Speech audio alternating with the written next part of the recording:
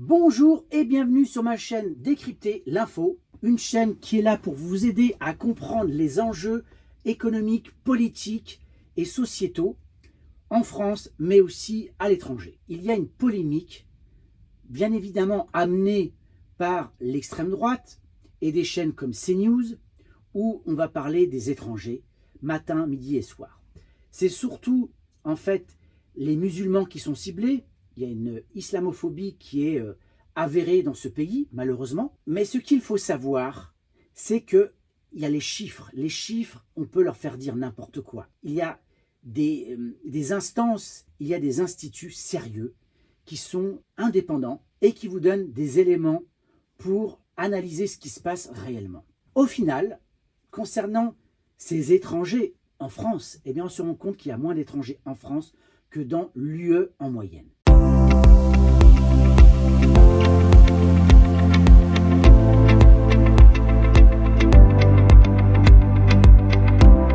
Les vrais chiffres de l'immigration, c'est ça qui est important. Les 6 millions d'étrangers vivant en France représentent 8,8% de la population, selon une étude de l'INSEE publiée récemment. On est loin du raz-de-marée que certains évoquent. Alors l'INSEE a publié une étude sur les étrangers en France. Selon cette étude, 6 millions d'étrangers vivent dans notre pays. Ils représentent 8,8% de la population vivant en France en 2024, une part inférieure à la moyenne de l'Union européenne. Une majorité d'entre elles, 5,1 millions, sont nées à l'étranger et 900 000, principalement des mineurs, sont nés en France. Ainsi, leur proportion est inférieure à la moyenne européenne, 9,6%, à celle de l'Italie, 8,9%, l'Espagne, on est à 13,4%, la Belgique, 13,8%, et l'Allemagne, 14,5%. C'est ce qu'explique d'ailleurs l'INSEE, dont l'enquête repose sur des données de l'Agence européenne de la statistique Eurostat. Il y a une diversification des nationalités au fil du temps.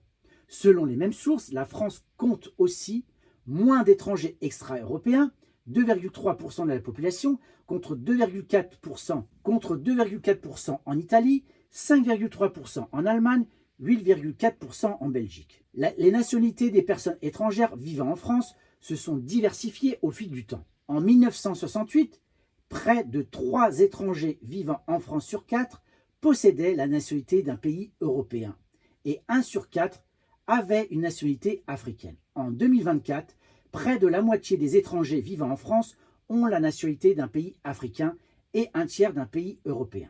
Il y a donc 7,7 millions d'immigrés en France en 2024. Parmi les personnes de nationalité étrangère vivant en France en 2024, 46% possèdent la nationalité d'un pays d'Afrique, 35% d'un pays européen et 13% d'un pays d'Asie. Dans une classification différente et propre à la France, l'INSEE s'est intéressé aux immigrés, c'est-à-dire aux personnes nées étrangères à l'étranger. Elles étaient 7,7 millions en France en 2024. Parmi elles, 2,6 millions ont acquis la nationalité française. Donc, ceux qui parlent du grand remplacement, comme Éric Zemmour ou comme d'autres, on voit bien qu'on en est très loin. Et quand on regarde ces pourcentages, depuis une quarantaine d'années, ils n'ont pas beaucoup évolué. Il y a eu une petite progression, mais elle n'est pas si sensible que ça. Alors bien évidemment, il y a des concentrations.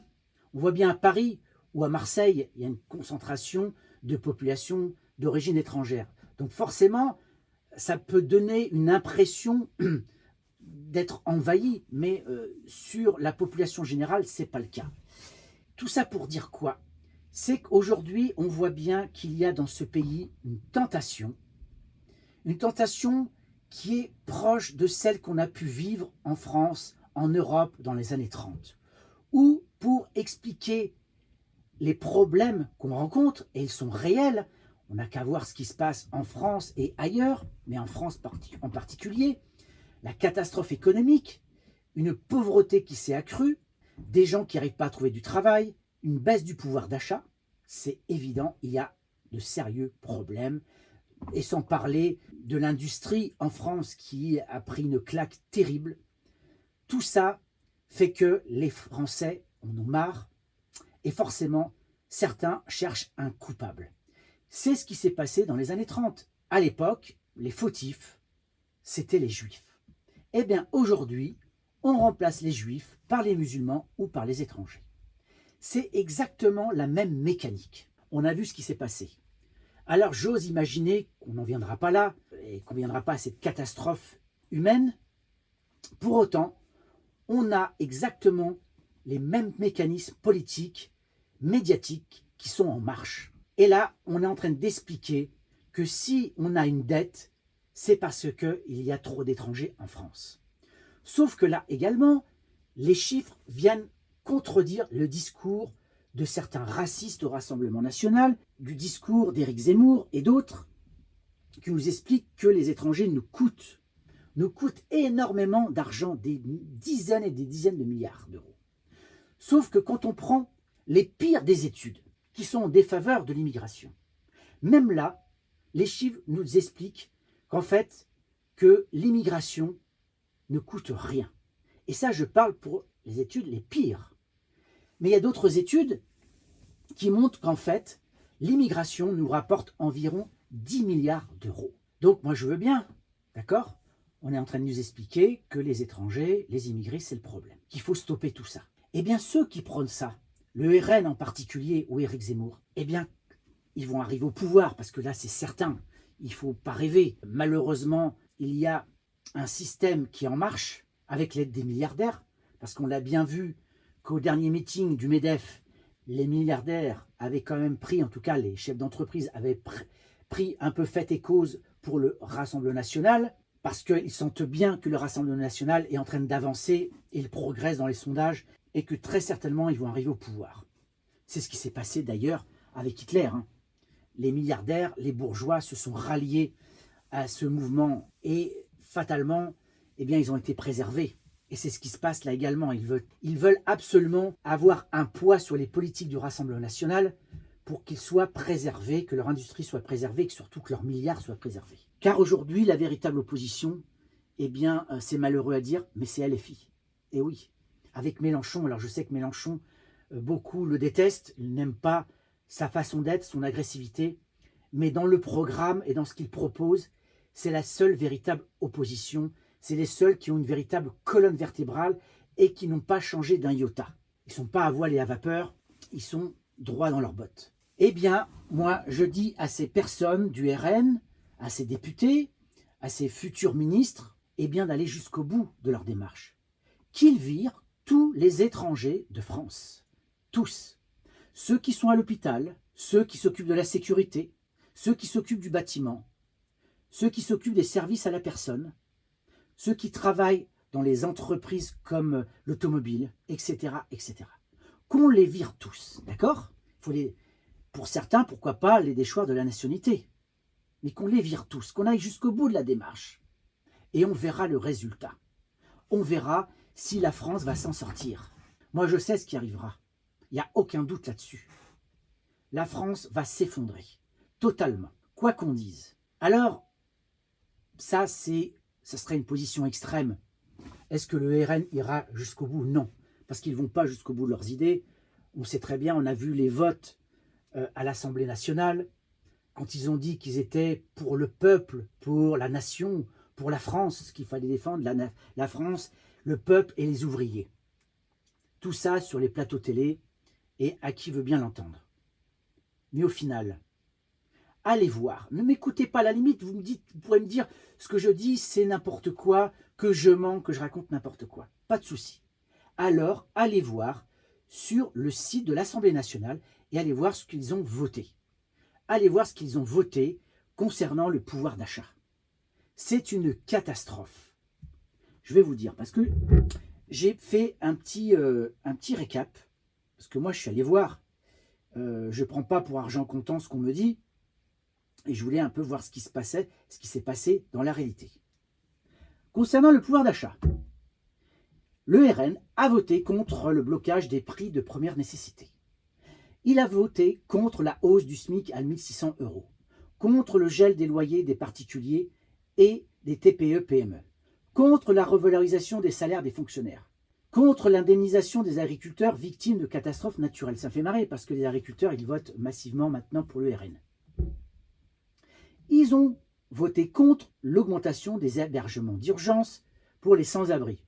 Forcément, il y a beaucoup d'étrangers, donc le RN est cohérent là-dessus. contre la taxation des ultra-riches. Et oui, l'augmentation des moyens pour lutter contre la fraude fiscale, ils ont voté contre.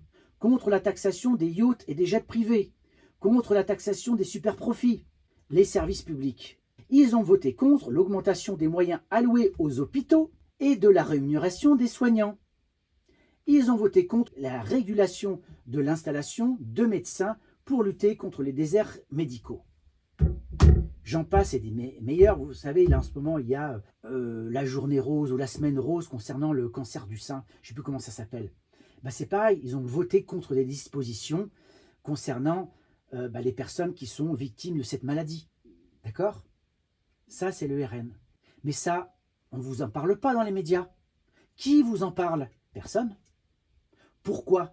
Parce qu'une partie des médias ont décidé de se rallier au RN. C'est simple. D'ailleurs, on le voit bien aujourd'hui, les macronistes, les RN et le LR s'entendent comme cul et chemise actuellement. Et dans les prochaines élections, s'il y en a, vous inquiétez pas, le Front républicain ne se fera pas contre le RN, mais contre LFI. Parce qu'aujourd'hui, je l'ai déjà dit, le seul parti d'opposition, c'est LFI. Les socialistes sont grillés, c'est mort. Et ça pue, ils en sont. Un coup, ils essayent de faire, de se rallier, en tous les cas, d'essayer de faire des lois ou de faire des propositions de loi avec les macronistes. On voit bien que là, notamment, notre nouveau ancien Premier ministre, le Cornu, a écarté l'idée, a priori, de gouverner avec les LR. Ça, il exclut. Il exclut aussi d'avoir des personnes qui ont comme ambition les prochaines élections présidentielles. Donc forcément, il y en a plein qui vont être sur la touche. Mais les socialistes sont grillés, ils sont morts. Et puis Hollande a fait le travail avant, en expliquant que l'ennemi, c'est la finance. Et au final, il a fait le CICE, etc. Enfin bon, pour moi, les socialistes sont plus à gauche depuis un long moment, même s'ils essayent de se rattraper aujourd'hui. Mais ils sont plus à gauche. C'est triste, hein. C'est triste pour les ouvriers, pour les employés, pour le peuple français. Il ne reste plus que LFI. Alors, bien sûr, certains disent que LFI ne s'intéresse pas aux Français, parce que c'est le discours que j'entends un peu partout. Ils ont des positions ambiguës vis-à-vis des Français, qu'ils s'intéressent plus à Gaza qu'aux Français. Je pense que certains vont me rejoindre là-dessus. Parce que, une fois de plus, les médias ont fait le travail de sape. Ils ont extrait des petites phrases sorties de leur contexte. Ils ont fait monter ça en mayonnaise et ont expliqué, bien évidemment, que LFI, c'était le diable en personne et qu'il ne s'intéressait pas aux Français. Qu'il y avait parmi les députés des gens qui étaient malsains, etc., etc. Eh bien, je trouve ça dramatique parce qu'aujourd'hui, eh bien, vous avez réussi à être bien manipulé. Et j'en veux pour cause parce qu'aujourd'hui, la plupart des ouvriers, des employés, beaucoup en tout cas, votent pour le RN. Ils ne croient plus en la gauche parce que, je vous l'ai expliqué, avec François Hollande, ça a été une catastrophe. Donc, ils se disent, pourquoi pas essayer le RN? On n'a pas essayé. Mais je vous dis, dans extrême droite, il y a droite. La droite ne fera jamais des lois, des textes en faveur du pouvoir d'achat des plus pauvres. Ils vont continuer à protéger les milliardaires. Vous pouvez en penser ce que vous voulez, vous verrez, on en reparlera. Donc cette idée que les immigrés sont forcément la cause de notre problème, ça je trouve ça dramatique pour notre pays. D'ailleurs, je vais en faire un petit aparté. Il y a eu ça c'est aux États-Unis, une femme d'origine musulmane qui a fait un petit reportage où elle a demandé, elle ne s'est pas présentée en tant que telle, elle est allée voir un groupuscule d'extrême droite, des néo-nazis aux États-Unis. Et pendant, alors je ne sais pas combien de temps elle est restée parmi eux, mais elle a échangé, etc. Elle a essayé de comprendre. Et ils ont fini par être amis. En tout cas, il y a eu des liens qui se sont créés avec des néo-nazis qui prônaient l'extinction des sauvages, des noirs, des arabes, des musulmans, etc. Elle a fini par dire ce qu'elle était. Et là, les masques sont tombés. Et ça a été un coup de massue. Parce que là, ils se sont rendus compte que cette musulmane qu'ils détestaient, finalement, elle était super sympa. Elle était intelligente. Elle n'était pas dans la haine non plus de ces néo-nazis. Elle essayait de comprendre pourquoi ils en avaient tant après les étrangers. Et à partir de là, eh bien, ils ont changé. Le chef de cette milice, le chef militaire de cette milice a abandonné, de même que le chef politique a abandonné ce groupuscule néo-nazi. Et aujourd'hui, il prône eh bien, la fraternité. Donc vous voyez bien que dès lors qu'on ne connaît pas les gens et qu'on vous explique à travers les médias que le mal c'est l'étranger, que c'est l'arabe, que c'est le noir, que c'est le chinois, que sais-je, ben forcément vous allez le croire. Vous ne savez pas ce qu'il est, vous ne connaissez pas sa vie, c'est obligé, puisque la manipulation est en route, elle continue. Pour autant, il ne faut pas dire qu'il n'y a pas de problème. Oui, il y a des brebis galeuses. Dans tous les groupes sociétaux, il y a des brebis galeuses. Il y a des gens qui incarnent le mal, il y a des gens qui font le mal. Il y a des drogués, il y a des dealers, il y a des gens qui font des casses, il y a des violeurs, etc. Oui, il y en a. Il y a des violeurs. Mais aujourd'hui, quand on regarde les drames humains, les drames vraiment horribles dans le monde, quels sont ceux qui ont causé le plus de tort à l'humanité? Réfléchissez. Hitler, est-ce qu'il était musulman? Non. Pourtant, il a massacré, enfin, au nom de son idéologie, il a massacré des millions et des millions de personnes. Quand on regarde ce qu'on a fait avec les croisades en Afrique, un véritable massacre. En Amérique, pareil, massacre. Il y a eu les colonisations, on a fait des choses horribles. Aujourd'hui, quand on voit dans notre société, alors là, c'est l'histoire. On va me dire, c'est du passé. Mais quand on regarde aujourd'hui les plus grands meurtriers dans le monde, qui sont-ils? Ce sont les Blancs. Les serial killers, ce sont les Blancs. Je parle des plus grands. Hein. Il y a tous ces réseaux pédophiles. Quand on voit ce qui se passe en France, avec les curés, dans les écoles, avec Bétaram. Et j'ai plein d'exemples comme ça. En Irlande, avec les curés, ce qu'ils ont fait, ils ont pris des bébés, ils les ont enterrés. Tout ça, c'est une réalité. L'abbé Pierre, c'est une réalité. Donc c'est facile de dire que le mal incarné, c'est le juif, c'est le noir, etc. Il ne faut pas oublier ce qui se passe dans notre pays et dans les pays européens et occidentaux. Le mal, il est partout. Il n'est pas noir, il n'est pas blanc, il n'est pas jaune, il y en a partout. Mais comme il y a du mal partout, il y a aussi du bien partout, dans tous les peuples. Et heureusement, c'est quand même la majorité des gens qui se comportent bien, qui respectent, etc. C'est ça qu'il faut regarder. Donc c'est pour ça que je voulais faire cette vidéo, c'est arrêter de suivre bêtement et d'écouter ce que vous disent les médias, comment ils vous le manipulent, parce que c'est une réalité.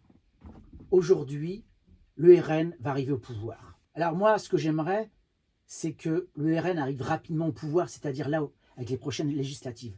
Que les gens se rendent compte de la catastrophe, de voir que Bardella, il est nul, il est vide, il ne connaît même pas son histoire, il n'a jamais travaillé, il a fait des études catastrophiques, enfin bref. C'est un beau parleur, il présente bien, mais il vaut zéro. Plus vite on va se rendre compte de cela, plus vite on va sortir de toute cette merde et on va pouvoir aller peut-être vers quelque chose de meilleur. Et une fois qu'on aura vu ce qu'a fait la droite, avec Sarkozy, avec Macron, avec à eux seuls, ils ont fait plus de 2000 milliards de dettes. Quand on verra ce que fera l'extrême droite, peut-être qu'on se dira que, eh bien, un parti comme LFI, ou pourquoi pas le Parti communiste, j'en sais rien, peut-être que ceux-là ont probablement la solution. Ils auront la solution dès lors qu'ils ne seront pas soutenus par des milliardaires. La clé, elle est là. Tant qu'il y aura des lobbying de milliardaires, on ne se sortira jamais de notre situation. À partir de là, on pourra voir un avenir meilleur et peut-être qu'on pourra entrevoir une nouvelle société, peut-être une 6e République, j'en sais rien. En tous les cas, il y a de l'espoir quand même. Pour l'instant, les gens ne voient pas le bout du tunnel, les gens ont la tête dans le guidon, ils vivent une catastrophe économique, sociale pour certains. C'est compliqué et ils ne voient que le RN comme le Messie, mais ils vont vite déchanter, ça c'est certain. Donc maintenant, dites-moi en commentaire ce que vous en pensez. Est-ce que vous pensez, comme le RN, que l'immigration c'est le problème numéro 1 en France? Ou bien est-ce que ce sont ces milliardaires qui se gavent avec l'argent public? Parce qu'on explique qu'il y a des gens, des profiteurs, hein, Vous savez, les assistés, on en parle, hein. J'entends autour de moi, hein, dans les conversations, oui, il y a des assistés, ils profitent du système, ils prennent l'argent public. Mais regardez les assistés, qui sont-ils? Les grands groupes, les grandes entreprises, plus de 200 milliards d'euros, 4 fois le budget de l'éducation nationale. Je ne parle même pas de l'évasion fiscale ou de l'optimisation fiscale, où on est entre 50 et 100 milliards d'euros. Vous imaginez avec tout cet argent-là ce qu'on peut faire? Tant qu'on continuera avec des politiques pro-patronat, mais grands patrons, on ira dans le mur. Il faut privilégier une politique en faveur des petits patrons, en faveur du pouvoir d'achat. Et vous allez voir que ça ira nettement mieux. Dites-moi en commentaire ce que vous en pensez. Je vous dis à très bientôt pour une prochaine vidéo. Ciao!